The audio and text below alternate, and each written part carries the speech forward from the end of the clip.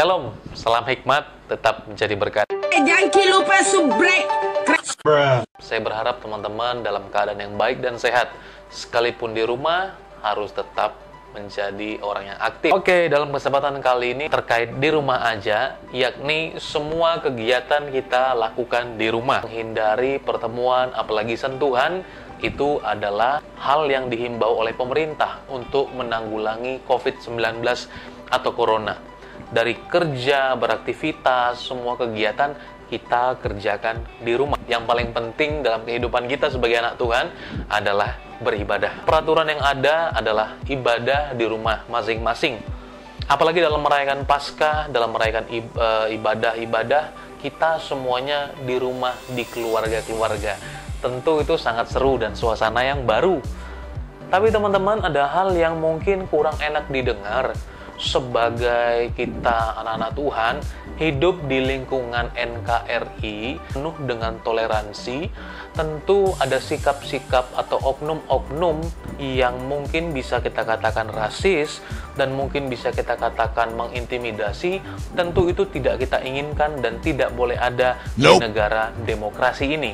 Karena itu hari ini saya akan membahas video yang viral beberapa minggu yang lalu, pembubaran di rumah. Ingat ya, ini di rumah loh, bukan di tempat ibadah. Terjadi di Cikarang. Gini loh Pak. Ini bukan ibadah biasa, Pak. Bukan masalah ibadah itu kagak boleh. Apa? Saya video wajib dong. Saya bisa lapor nanti kayak gini. Silakan laporkan. Nggak apa-apa, saya videokan. Iya, iya. Bang, trek, masalah trek nih. Masuk. Awas, gua nggak mau tahu. Tenang aja dulu, itu jangan cerita tadi. Nggak apa-apa, Pak. Saya dokumentasi. Iya, ntar dulu. Nggak apa-apa. Jangan bikin panas itu. Nggak sampai kedua kali. Itu sudah saksikan videonya bersama-sama. Apa pendapat teman-teman tentang video tersebut? Memang kita melihat di sana seorang bapak ini membawa atau memakai pakaian sebuah identitas agama. Tapi saya mau memastikan bahwa bapak ini tidak mewakili seluruh yang beragama Islam. Saya tidak tahu masalahnya apa, saya tidak tahu pergumulannya orang ini apa, tapi sepertinya datang dengan emosional sekali. Kemarahan yang sudah dipendam. Tidak tahu mengapa. Dan hal yang kita bisa dapat dari bapak ini, pertama tentang identitasnya, bahwa bapak ini mengaku sebagai tokoh masyarakat dan tokoh agama. Saya Kiai Haji Imam Mulyana, tokoh agama dan tokoh masyarakat. Jadi kita melihat bahwa bapak ini bukan orang biasa. Tapi sekali lagi saya mau bilang, bapak ini tidak mewakili teman-teman yang muslim keseluruhan. Ada juga mungkin dari teman-teman yang muslim mengecam perbuatan bapak ini. Oleh karena itu, saya membuat video ini agar kesalahan-kesalahan ini tidak terulangi lagi dimanapun, di sudut bagian manapun di Indonesia. 3 kesalahan yang dilakukan oleh bapak ini. Yang pertama, bahwa dia tidak mengerti situasi dan keadaan hari-hari ini. Pemerintah sedang melakukan kegiatan besar-besaran, tapi kita di rumah masing-masing per keluarga. Oke? Mungkin ada tentang perseteruan banyak orangnya tidak di rumah itu, karena ada beberapa klarifikasi tentang jumlah orang yang banyak dan lain hal sebagainya. Tapi kalau orang di rumah itu memang banyak, tentu itu hal yang diperbolehkan.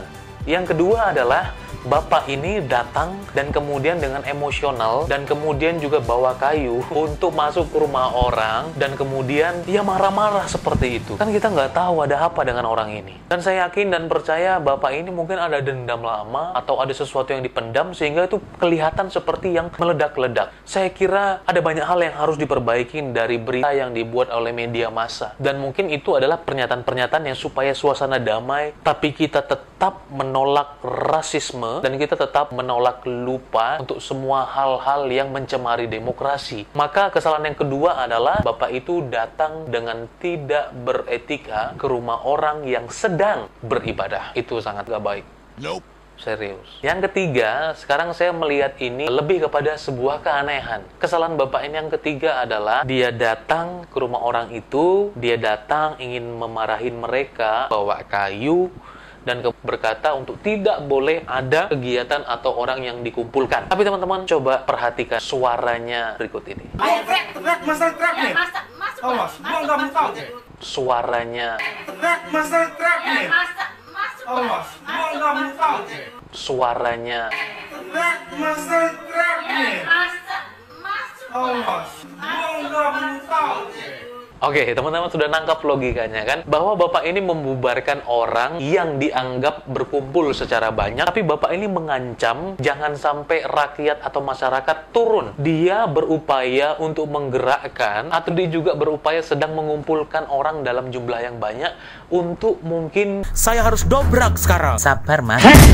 Woi, bisa sabar nggak? mengintimidasi mereka. Dia pun berencana untuk melakukan intimidasi dalam jumlah yang besar. Hal ini mungkin dikatakannya secara tidak sadar. Maka saya melihat ini lebih kepada ada tendensi yang tidak baik. Maka ini penting sekali bagi kita untuk kita lebih aware lagi tinggal di Indonesia, saling menghargai satu dengan yang lain. Tapi akhirnya, puji Tuhan, masalah kelar, semua minta maaf, semua klarifikasi, dan selesai. Bentar guys. Tapi sepertinya ada yang aneh juga. Ada beberapa hal yang tidak sinkron. Saya tidak tahu hal ini kenapa terjadi, baik itu mungkin dari polisi, baik itu mungkin dari media, yang membuat supaya suasana ini ya, oke lah, peace, damai, puji Tuhan, selesai. Dan itu pun yang kami inginkan, bahwa masalah selesai. Kami bukan hanya, tapi kami pengen ngerasain juga rasanya dibela. Karena kami merasa pembelaan itu sepertinya tidak ada. Ada banyak kasus, satu kesalahan, wow, itu banyak sekali. Tapi ketika ada, kita bisa katakan minoritas, sepertinya sebuah berita yang luar biasa sekali.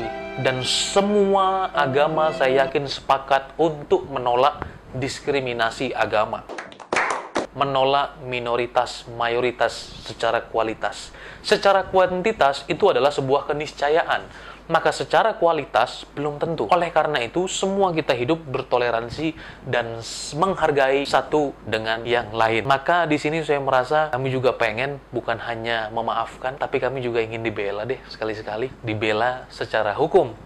Karena kita tinggal di negara hukum, equality before the law, bahwa semua orang sama di mata hukum. Pelanggaran yang dilakukan oleh minoritas atau mayoritas harus ditindak. Sebagai anak Tuhan, tak boleh balas. Sebagai orang percaya, kita tidak boleh melakukan apapun. Maka kalau kita meyakini kita hidup di negara yang ada hukumnya, kita juga minta dibela deh. 1 Petrus 3 ayatnya yang ke-9 berkata, dan janganlah membalas kejahatan dengan kejahatan atau caci maki dengan caci maki. Tetapi sebaliknya hendaklah kamu memberkati, karena untuk itulah kamu dipanggil, yaitu untuk memperoleh berkat. Wow, ini adalah sebuah gerakan moral yang luar biasa, standar hidup yang tidak biasa, bahwa jangan balas kejahatan dengan kejahatan. Saya rasa semuanya berpendapat demikian, tetapi memberkati itu tidak mudah. Maka dalam kondisi kita menjadi berkat itu, tidak boleh kita melakukan hal-hal yang tidak memberkati. Maka standar yang Tuhan Yesus ajarkan berbeda dengan yang lain. Kalau orang bisa berkata bahwa kita harus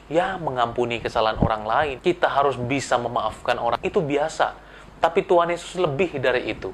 Ayat firman Tuhan berkata, tetapi aku berkata kepadamu, kasihilah musuhmu dan berdoalah bagi mereka yang menganiaya. Doakan mereka yang menganiaya kamu. Doakan. Kita mendoakan orang yang menganiaya kita. Kadang aja kita bertemu dengan orang yang memfitnah kita, itu berat banget untuk melihat. Apalagi berdoa dan minta mereka supaya diberkati Tuhan.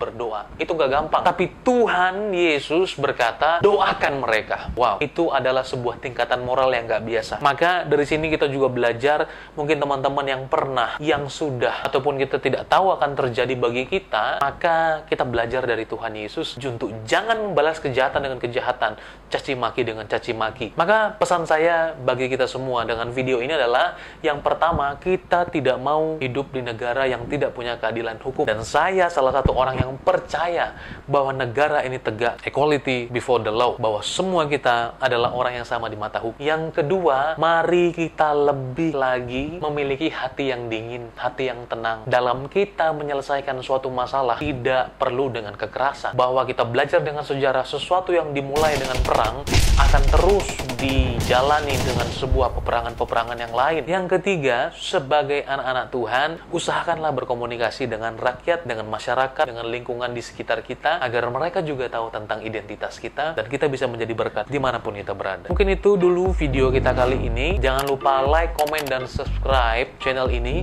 supaya channel ini berkembang dan menjadi berkat bagi banyak orang. Stay terus di channel ini. Tuhan Yesus memberkati. Tetap jadi berkat. Salam hikmat.